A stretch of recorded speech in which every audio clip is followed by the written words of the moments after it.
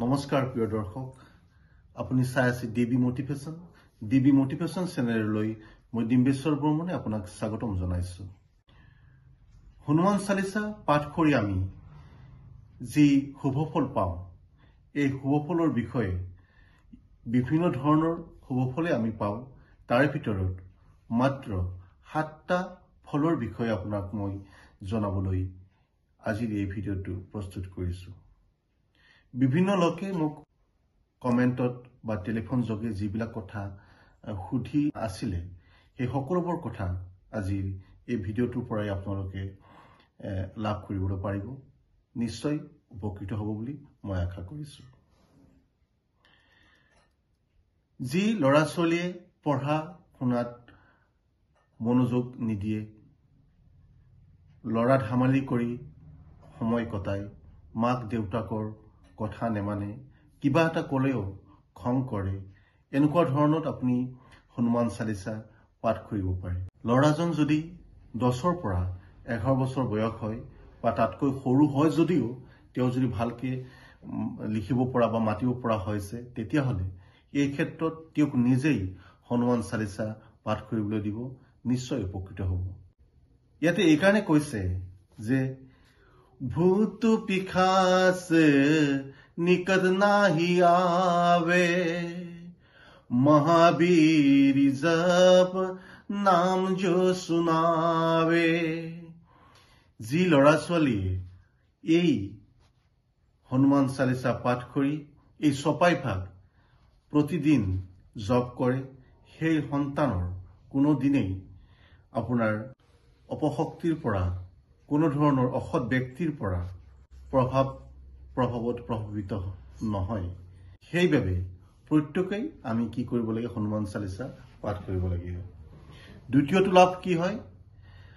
নাচৈ ৰোগ হৰস পীৰা, জপত নিৰন্তৰ হনুমত বীৰা। ইয়াতে কৈছে কি, যি ব্যক্তিয়ে অতি গধুৰ ৰোগ ব্যাধিত আক্ৰান্ত হৈ আছে, সেই সকল ব্যক্তিয়ে যদি প্ৰতিদিন হনুমান চালিচা পাঠ কৰি এই ছপাই জপ কৰে, তেতিয়াহ'লেও সেই ব্যক্তিৰ সকলো ৰোগৰ পৰা পৰিত্ৰাণ লাভ কৰিবলৈ সক্ষম হয়। তৃতীয়টো লাভ, সংকটে হনুমান চুৰাবে, মন ক্ৰম বচন ধ্যান জ্বলাবে। যি ব্যক্তিয়ে অতি সংকটত আছে, সংকটত জীৱন নিৰ্বাহ কৰি আছে, সেই সকল ব্যক্তিয়েও হনুমান চালিচা পাঠ কৰি এই ছপাইটো জপ কৰিলে তেওঁ শুভফল লাভ কৰে বুলি এই চালিচাত উল্লেখ কৰা আছে। চতুৰ্থ শুভফলটো আমি কি পাওঁ? জয় হনুমান জ্ঞান গুণ সাগৰ, জয় কপিস তিহু লোক উজাগৰ। মানে হৈছে কি, যি ল'ৰা ছোৱালী, যি যুৱক যুৱতীসকলৰ জ্ঞান বুদ্ধি অতি দুৰ্বল, তেওঁলোকেও হনুমান চালিচা পাঠ কৰি এই ছপাই ভাগ জপ কৰিব লাগে। এই ছপাই ভাগ জপ কৰি তেওঁলোকেও বহুখিনি শুভফল লাভ কৰিবলৈ সক্ষম হ'ব। ইয়াৰ পিছত পঞ্চমটো শুভফল আমি কি পাওঁ? জয় জয় জয় হনুমান গোসাই, কৃপা কৰহু গুৰুদেৱ কি নাই। মানে আমাৰ হে প্ৰভু গোসাই, তোমাৰ শ্ৰীচৰণত আমি শৰণ লৈছো, সেয়েহে তুমি আমাক তোমাৰ চৰণত স্থান দি আমাক তুমি কৃপা কৰা। সকলো দিশৰ পৰা আমি যাতে পৰিত্ৰাণ লাভ কৰিব পাৰো। আমাৰ ভক্ত কিমানখিনি কৰিব পাৰিছো নেজানো, আমাৰ কোনো গুৰু নাই, সেইবাবে তোমাকে আমি গোসাই হিচাপে, গুৰু হিচাপে মানি তোমাৰ শ্ৰীচৰণত নিজকে অৰ্পণ কৰিছো।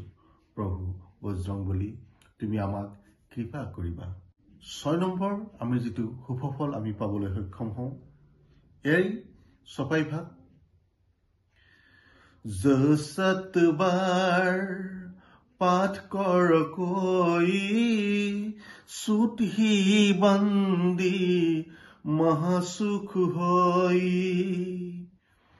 যি ব্যক্তিয়ে যি ভক্তগণে 100 বাৰ এই চালিচা পাঠ কৰে তেওঁৰ সকলো দোষৰ পৰা সকলো ঋণৰ পৰা সকলো চিন্তাৰ পৰা সংকট নাইকিয়া হৈ সুফল লাভ কৰিবলৈ তেওঁ সক্ষম হয় মাথো কি কৰিব লাগে একান্ত মনেৰে নিস্বাৰ্থভাৱে প্ৰভুৰ শ্ৰী চৰণত আপুনি নিজকে অৰ্পণ কৰি 100 বাৰ যি ব্যক্তিয়ে এই চালিচা পাঠ কৰে তেওঁৰ সকলো মনৰ কামনা পূৰ্ণ হয় জীৱন সুফল লাভ কৰিবলৈ সক্ষম হয় আৰু এইখিনিতে এটা কথা কৈ থওঁ যিখিনি ব্যক্তিৰ আপোনাৰ শনি গ্ৰহৰ পৰা শনি দেৱতাৰ আক্ৰান্তত দূৰদৃষ্টিত বা তেওঁৰ কপদৃষ্টিত ভুগি আছে সেই সকল ব্যক্তিও হনুমান চালিচা পাঠ কৰি প্ৰভু হনুমানক পূজা অৰ্চনা কৰিলে সেই সকল ব্যক্তিও